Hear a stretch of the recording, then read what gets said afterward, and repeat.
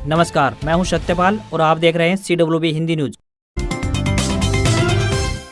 शक संवत 1947 विक्रम संवत 2082 आज श्रावण मास के कृष्ण पक्ष की अष्टमी तिथि और दिन शुक्रवार है। तदनुसार अंग्रेजी तारीख 18 जुलाई सन 2025। अष्टमी तिथि आज शाम 5:02 तक रहेगी। सबसे पहले आज की सुर्खियां। हरियाणा के नूंह में तेज बारिश हुई, अटेली सिविल अस्पताल में पानी भरा, मानसून की सक्रियता 18 जुलाई तक बनी रहने की संभावना।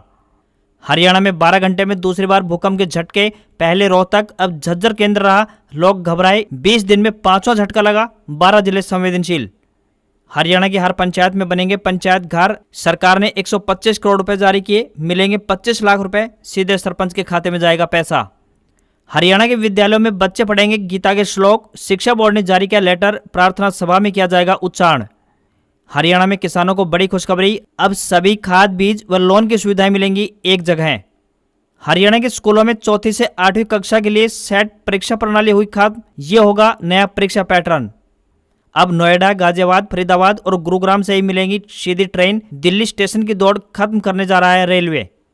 Gurugram land deal, Robert Vadra के खिलाफ चार्जशीट दायर, पहली बार ईडी ने ऑफिशियली आरोपी बनाया। इग्नू के विभिन्न ऑनलाइन प्रोग्रामों में दाखिले के लिए अंतिम तिथि बढ़ी, फटाफट इस दिन तक करें रजिस्ट्रेशन। SBI ने फिर FD की ब्याज दरों में कटौती की, अब सामान्य नागरिकों को 6.45% तक का ब्याज मिलेगा। शिव के भक्तों के लिए डाक विभाग की सौगात, अब 30 रुपये में मिलेगा शुद्ध गंगा जल। 1 जून को हिंदी विषय के लिए हुई असिस्टेंट प्रोफेसर की परीक्षा हुई रद्द, अब इस दिन होगा परीक्षा का आयोजन। जींद से सीधे राजधानी तक नया हाईवे, दिल्ली के लिए सफर होगा आसान और तेज। और पाकिस्तान के पंजाब प्रांत में बाढ़ से 24 घंटे में 63 मौतें हुई, 290 घायल, कई इलाकों में इमरजेंसी लागू, 15,000 रेस्क्यू वर्कर्स हाई अलर्ट पर। और अब खबरें विस्तार से।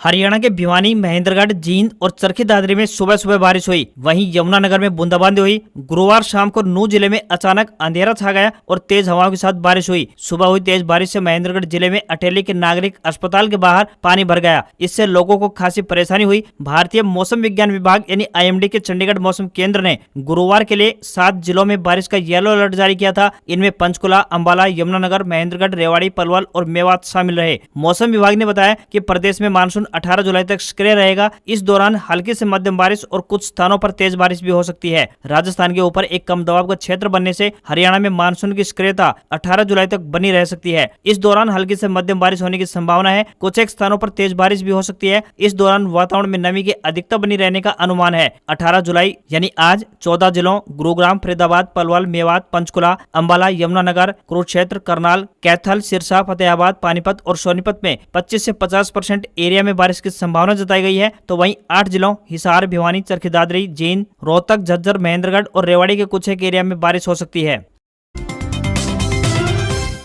राजस्थान में 16,434 पदों पर भर्ती की जाएगी। राजस्थान लोक सेवा आयोग यानी RPSC की ओर से 5 विभागों में 12,121 पदों पर वैकेंसी निकाली गई है। कृषि विभाग में सहायक कृषि अभियंता, पशुपालन विभाग में पशु चिकित्सा अधिकारी और गृह विभाग में उप निरीक्षक या प्लाटून कमांडर के पद पर यह भर्ती होगी। वहीं स्कूल शिक्षा विभाग में प्राध्यापक व कोच और माध्यमिक शिक्षा विभाग में वरिष्ठ अध्यापक के पदों पर भर्ती होने जा रही है। उधर राजस्थान कर्मचारी चयन बोर्ड ने 2150 पदों पर वैकेंसी निकाली है। इनमें कृषि पर्यवेक्षक के 1100, स्पोर्ट्स इंजीनियर के 995 पद और स्पोर्ट केमिस्ट के 55 पद शामिल हैं। वहीं राजस्थान सरकार ने बिजली विभाग में तकनीशियन 3rd यानी ITI भर्ती के पद बढ़ाए हैं। पहले सिर्फ 216 पदों पर यह भर्ती होनी थी, लेकिन अब इसमें 1947 नए पद जोड़ दिए हैं। अब कुल 6163 पदों पर सीधी भर्ती की जाएगी। RPSC सचिव रामनिवास मेहता ने बताया कि सहायक कृषि अभियंता पद के लिए 28 जुलाई से 26 अगस्त और पशु चिकित्सा अधिकारी के पद के लिए 5 अगस्त से लेकर 3 सितंबर तक आवेदन कर सकते हैं। वहीं उप निरीक्षक प्लाटून कमांडर के लिए 10 अगस्त से 8 सितंबर, प्राध्यापक एवं कोच पद के लिए 14 अगस्त से 12 सितंबर तक अप्लाई कर सकते हैं। वरिष्ठ अध्यापक पद के लिए ऑनलाइन आवेदन 19 अगस्त से लेकर 17 सितंबर तक किए जा सकेंगे। हरियाणा में गरीबी रेखा से नीचे यानी BPL परिवार 500 रुपए का गैस सिलेंडर लेने के लिए आवेदन करने से कतरा रहे हैं। यही वजह है कि करीब 1 साल बाद भी 46 लाख में से सिर्फ 17.5 लाख BPL परिवारों ने इसके लिए रजिस्ट्रेशन करवाया है। रजिस्ट्रेशन की कम गिनती ने सरकार को भी चौंका दिया है। सरकार को शक है कि सरकारी स्कीमों के चक्कर में खुद को BPL बताने वाले जानबूझकर आवेदन नहीं कर रहे हैं। इसकी वजह यह है कि सस्ता सिलेंडर लेने से पहले खाद्य आपूर्ति विभाग ने भी अपने स्तर पर इसकी वेरिफिकेशन शुरू कर दी है। ऐसे में फर्जी BPL परिवारों को जांच में फंसने का डर है। इसकी जानकारी मिलने के बाद राज्य के खाद्य एवं आपूर्ति मंत्री राजेश नागर ने आवेदन करने वालों की भी जांच बिठा दी है। हरियाणा सरकार ने 12 अगस्त 2024 को हर घर हर गृहिणी योजना की घोषणा की थी, जिसमें बीपीएल कार्डधारी और अंत्योदय परिवारों को 500 रुपए में गैस सिलेंडर मिलता है। इस योजना में साल में 12 सिलेंडर मिलेंगे। विभाग ये पता करने की कोशिश कर रहा है कि जिन लोगों ने सस्ते गैस सिलेंडर के लिए अप्लाई किया है, क्या वो सही बीपीएल लाभार्थी हैं या नहीं। कॉलेज कैडर के असिस्टेंट प्रोफेसर के पदों पर नियुक्ति के लिए चल रही भर्ती प्रक्रिया विवादों में आ गई है। इस भर्ती पर कई सारे सवाल उठ चुके हैं। 1 जून को सुबह की शिफ्ट में आयोजित हिंदी सब्जेक्ट के सहायक प्राध्यापकों के लिए आयोजित स्क्रीनिंग टेस्ट को रद्द कर दिया गया था। अब इस परीक्षा का आयोजन करने के लिए हरियाणा लोक सेवा आयोग यानी HPSC ने 10 अगस्त की तारीख निर्धारित कर दी है। अब यह परीक्षा 10 अगस्त को सुबह की शिफ्ट में होगी। काफी संख्या में अभ्यर्थियों ने हिंदी विषय के सहायक प्राध्यापकों के स्क्रीनिंग टेस्ट में प्रश्न पत्रों के सेट की सील टूटी होने की शिकायत की थी। आयोग की तरफ से 3 जून को ऑर्डर जारी करते हुए परीक्षा को रद्द कर दिया गया था। सभी अभ्यर्थी परीक्षा की नई तिथि घोषित होने का इंतजार कर रहे थे। HPSC द्वारा बीज विकास निगम में quality controller manager, regional manager और STO के पदों पर भर्ती के लिए पिछले वर्ष 21 अगस्त को आयोजित सब्जेक्ट नॉलेज टेस्ट का रिजल्ट भी घोषित कर दिया है। वहीं हिंदी विषय के असिस्टेंट प्रोफेसर के लिए स्क्रीनिंग टेस्ट 10 अगस्त को सुबह की शिफ्ट में आयोजित किया जाएगा। जो भी उम्मीदवार इस भर्ती प्रक्रिया से जुड़े हुए हैं, वे ज्यादा जानकारी के लिए आधिकारिक अधिसूचना देख सकते हैं। हरियाणा में प्राथमिक कृषि साख समितियों यानी कि पैक्स को अब बहुउद्देशीय संस्थाओं में बदला जा रहा है। इस बदलाव के पूरा होने के बाद राज्य भर के किसानों को खाद, बीज, ऋण, भंडारण, विपणन समेत तमाम सुविधाएं एक ही जगह पर मिल पाएंगी। राष्ट्रीय कृषि एवं ग्रामीण विकास बैंक नाबार्ड के 44वें स्थापना दिवस पर आयोजित कार्यक्रम में सहकारिता मंत्री डॉक्टर अरविंद शर्मा ने हरियाणा में सहकारी क्रांति का रोड मैप दिखाया। इस दौरान उन्होंने कहा कि हर गाँव में पैक्स के संकल्प को साकार करने की दिशा में सहकारिता आंदोलन एक नए युग की तरफ बढ़ गया है। डॉक्टर शर्मा ने कहा कि सहकारी संस्थाएं अब केवल ऋण, खाद व बीज वितरण तक सीमित नहीं है, बल्कि जन औषधि केंद्र, गैस स्टेशन, CSC सेंटर समेत 25 से अधिक सेवाओं का माध्यम बन चुकी है। CM नायब सिंह सैनी के नेतृत्व में हरियाणा सरकार ने 500 CM पैक्स का गठन करने का लक्ष्य रखा है। इन मल्टीपर्पज पैक्स के माध्यम से गाँव में छोटे वेयर हाउस, सार्वजनिक वितरण प्रणाली के तहत खाद्यान्न वितरण और अन्य आवश्यक सेवाएं उपलब्ध करवाई जा रही है।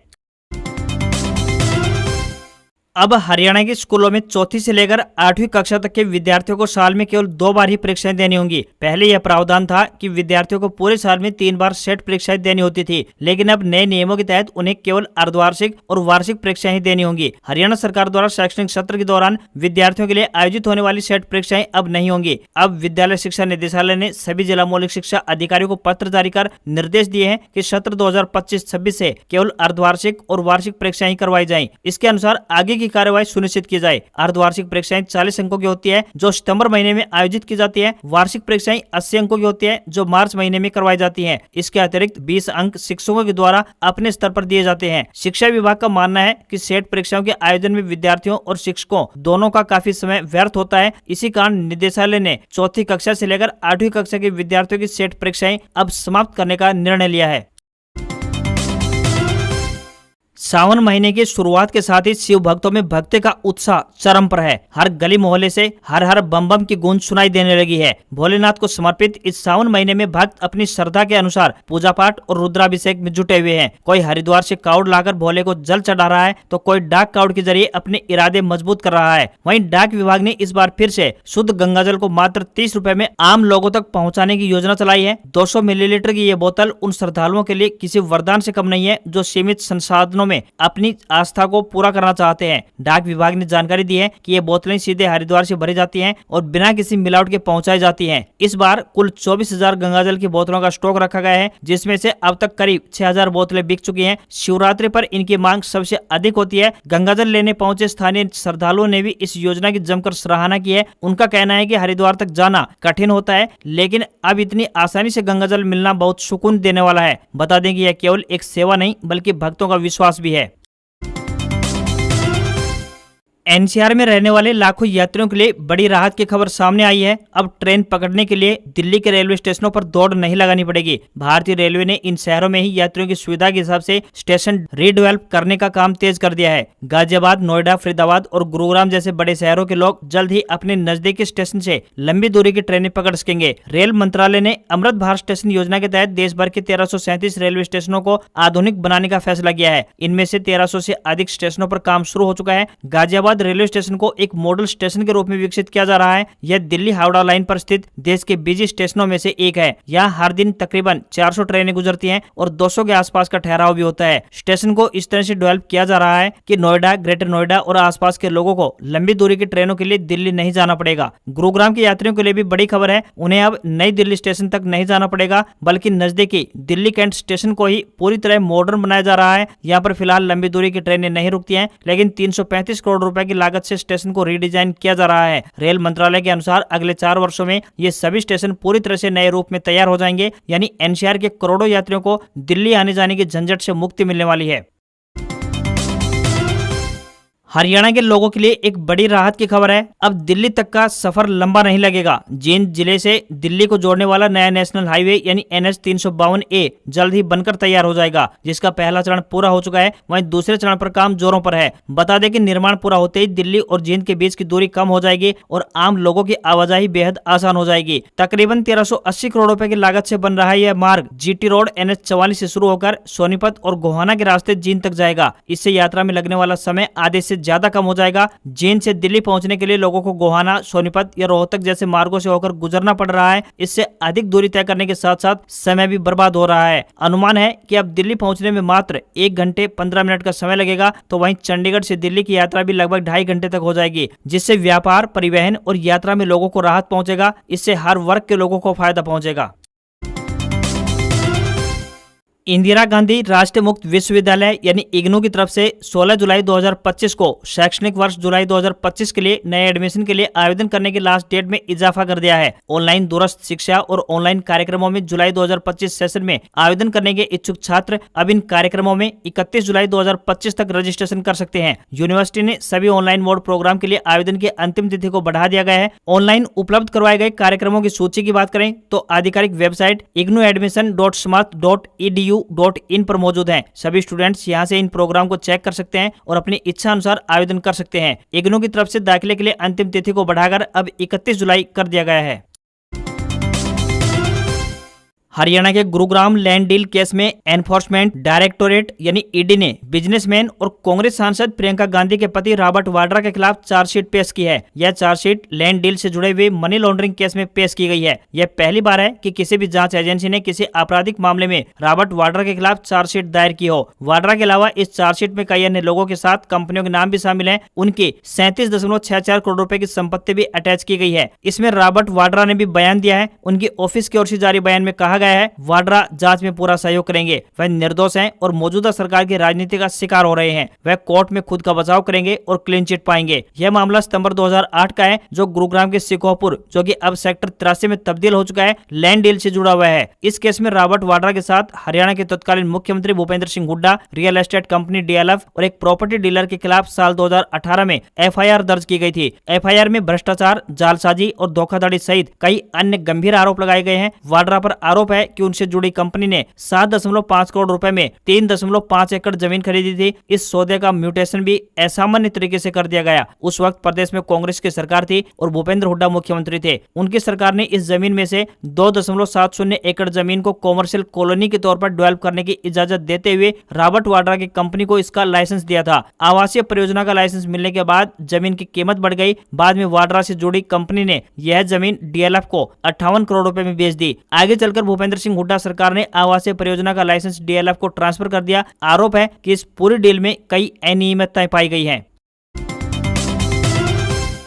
हरियाणा में 17 जुलाई दोपहर 12:34 पर भूकंप आया। इसका केंद्र झज्जर जिले में जगन्नाथ यूनिवर्सिटी के पास रहा। रिक्टर स्केल पर भूकंप की तीव्रता 2.5 आंकी गई। इससे पहले रोहतक में बुधवार गुरुवार की आधी रात 12:46 पर भी भूकंप के झटके लगे। झटके महसूस होते ही लोगों की नींद टूट गई। हालांकि किसी तरह के नुकसान की सूचना नहीं है, लेकिन रात भर डर का माहौल बना रहा। रिक्टर स्केल पर भूकंप की तीव्रता 3.6 दर्ज की गई है। इस भूकंप से जमीन के 10 किलोमीटर नीचे गहराई में हलचल हुई है। इसका केंद्र रोहतक का गाँव भालोट के नजदीक का क्षेत्र रहा है। प्रदेश में पिछले 20 दिन में 5 बार भूकंप के झटके लग चुके हैं। भूकंप के लिहाज से हरियाणा में 12 जिले संवेदनशील हैं। इनमें रोहतक, पानीपत, करनाल, महेंद्रगढ़, पंचकुला, अंबाला, सोनीपत, गुरुग्राम, झज्जर, नूंह, पलवल और फरीदाबाद शामिल है। आपको यहाँ पर बता दें कि हमारी धरती की सतह मुख्य तौर पर 7 बड़ी और कई छोटी टेक्टोनिक प्लेट से मिलकर बनी हुई है। ये प्लेट्स लगातार तैरती रहती हैं और कई बार आपस में टकरा जाती हैं। टकराने से कई बार प्लेट्स के कोने मुड़ जाते हैं और ज्यादा दबाव पड़ने पर ये प्लेट्स टूटने लगती हैं। ऐसे में नीचे से निकली ऊर्जा बाहर की ओर निकलने का रास्ता खोजती है और इसी डिस्टरबेंस के बाद भूकंप आता है। हरियाणा में अब हर पंचायत में पंचायत घर बनेंगे। इसके लिए केंद्र सरकार की ओर से 125 करोड़ रुपए जारी किए गए हैं। हरियाणा के पंचायत मंत्री कृष्णलाल पवार ने बताया कि अभी प्रदेश में 509 पंचायतें ऐसी हैं जहां पंचायत घर नहीं है। इन पंचायतों में जल्द ही पंचायत घर बनाने की प्रक्रिया शुरू होगी। विभागीय मंत्री ने बताया कि प्रत्येक सरपंच को 25 लाख रुपए पंचायत विभाग देगा। 21 लाख रुपए से पंचायत घर बनाया जाएगा। इसके बाद बचे हुए 4 लाख रुपए से पंचायत घर के लिए फर्नीचर की व्यवस्था की जाएगी। 3 महीने में यह पंचायत घर बनाने का लक्ष्य तय किया गया है। लक्ष्य पूरा होने पर 1000 में और भी नए पंचायत घर बनाए जाएंगे। पंचायत मंत्री कृष्णलाल पवार ने बताया कि नए पंचायत भवनों के साथ ही पुराने भवनों का भी नवीनीकरण किया जाएगा। हालांकि उससे पहले ऐसे भवनों की पहचान के लिए सर्वे किया जाएगा। जिन पंचायत भवन की हालत ज्यादा खराब है उनकी जगह नए पंचायत घर बनाए जाएंगे। टेक कंपनी iQOO 24 जुलाई को अपना नया smartphone iQOO Z10R smartphone launch करने जा रही है। कंपनी ने अपनी वेबसाइट और सोशल मीडिया हैंडल X पर लॉन्चिंग की जानकारी दी है। लॉन्च डेट के साथ साथ कंपनी ने फोन के कई महत्वपूर्ण फीचर्स भी शेयर किए हैं। iQOO ने कंफर्म किया है कि Z10R स्मार्टफोन में 32 megapixel 4K selfie camera, quad curve display और 5700 mAh की बड़ी बैटरी मिलेगी। कंपनी का दावा है कि क्वाड कर्व डिस्प्ले सेगमेंट में यह भारत का सबसे पतला स्मार्टफोन है। कई रिपोर्ट्स में स्मार्टफोन की लगभग सभी जानकारी सामने आ चुकी है। भारत में इसकी कीमत 18,990 रुपए से लेकर 20,000 रुपए के आसपास हो सकती है। पावर के लिए स्मार्टफोन में 5700 mAh की बड़ी बैटरी मिलेगी। इसे चार्ज करने के लिए 90 वाट फास्ट चार्जिंग स्पॉट मिलने की उम्मीद है। दावा किया जा रहा है कि स्मार्टफोन को 50% चार्ज करने में 33 मिनट का समय लगेगा। हफ्ते के चौथे कारोबारी दिन भारतीय शेयर बाजार में सेंसेक्स 375 अंक गिरकर 82,259 के स्तर पर क्लोज हुआ। निफ्टी में भी 101 अंक की गिरावट रही और ये 25,111 के स्तर पर पहुंच गया। सेंसेक्स 30 शेयरों में से 22 में गिरावट देखने को मिली। टेक महिंद्रा, इन्फोसिस और HCL टेक के शेयर 2.70% तक गिरकर बंद हुए, तो वहीं टाटा स्टील, ट्रेंट और टाटा मोटर्स के शेयर 1.70% चढ़े। निफ्टी के 50 शेयरों में से 31 शेयर गिरकर बंद हुए, तो वहीं दूसरी तरफ सोने चांदी के दाम में मामूली गिरावट देखने को मिली। 24 कैरेट सोने का दाम 47 रुपए गिरकर 97,453 रुपए प्रति 10 ग्राम के स्तर पर पहुंच गया, तो वहीं चांदी की कीमत 200 रुपए कम होकर 1,11,000 प्रति किलोग्राम पहुंच गई है। दिल्ली में 24 कैरेट सोने की कीमत 99,480 और 22 कैरेट सोने की कीमत 91,150 रुपए प्रति 10 ग्राम के स्तर पर पहुंच गई है। आज खबरों में बस इतना ही। देखते रहिए आपका अपना हरियाणा का सबसे बेहतरीन news channel CWB Hindi news. नमस्कार। इसी आशा के साथ आपका दिन शुभ रहे।